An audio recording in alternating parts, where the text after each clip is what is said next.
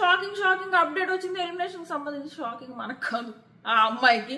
ఎందుకంటే ఆ అమ్మాయి ఏదో ఉద్ధరించేద్దామని హౌస్ లోకి వెళ్ళింది, ఏమీ ఉద్ధరించలేదు.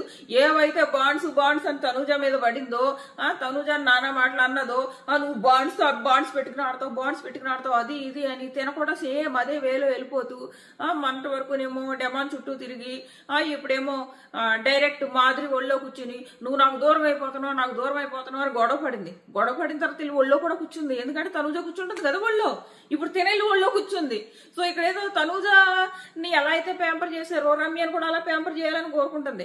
అక్కడ మాదిరి ఏమో వేరే గేమ్ లో వచ్చింది. తనూజ ఆల్రెడీ బయట ఫ్యాన్ బేస్ ఉంది. నేను తనూజతో ఉంటే నేను బతికి పట్టగడతాను అండ్ నాకు బయట ఉన్న నెగిటివిటీ కూడా పోతుంది అన్న ఉద్దేశంతో మాదిరి ఫస్ట్ నుంచే ఒక ప్లానింగ్ తో వచ్చి తనూజతో ఉంటుంది.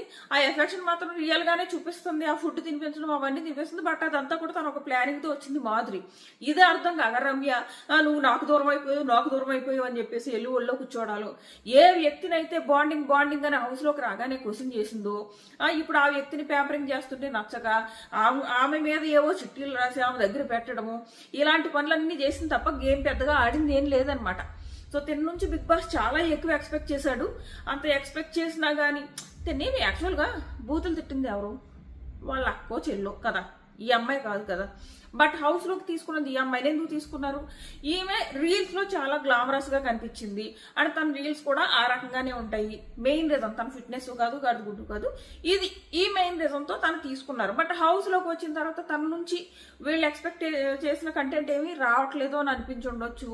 అండ్ టాస్కుల్లో కూడా ఏమి స్ట్రాంగ్ కాంపిటీషన్ ఇవ్వదు అని అనిపించిందేమో మరి. సో రమ్యని ఈ వారం హౌస్ నుంచి ఎలిమినేట్ చేయబోతున్నారు.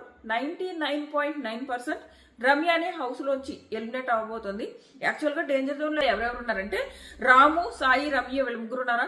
ఇందులో రాము సేఫ్ జోన్ లోకి వచ్చేసినట్టే. సాయి గేమ్ ఆడడానికి ట్రై ఆడుతున్నాడు కూడా. వైల్డ్ కార్డ్స్ లో కొంచెం కనిపిస్తున్న వాళ్ళు ఎవరెవరైనా అంటే ఒకళ్ళు Madhuri and second Sai and Gaurav కూడా ఆడుతున్నాడు అనుకో. బట్ గౌరవ్ కొంచెం ఏమంటారు లాంగ్వేజ్ ప్రాబ్లం ఉంది కదా.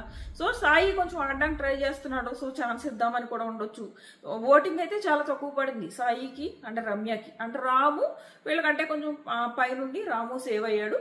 సో వీళ్ళిద్దరు అండ్ ఈ వారం రాము విషయంలో తనూజ మధ్యలో ఒకసారి బిహేవ్ చేసింది కదా, రాము కూర్చుంటే లేసి వచ్చేసింది.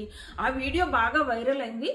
మేబీ ఆ వీడియో వైరల్ అవడం వల్ల రాము మీద జాలేసి చాలా మంది రాముకు ఓట్లేసి ఉంటారు. ఆ రకంగా ఈ వారం రాము గట్టెక్కాడు.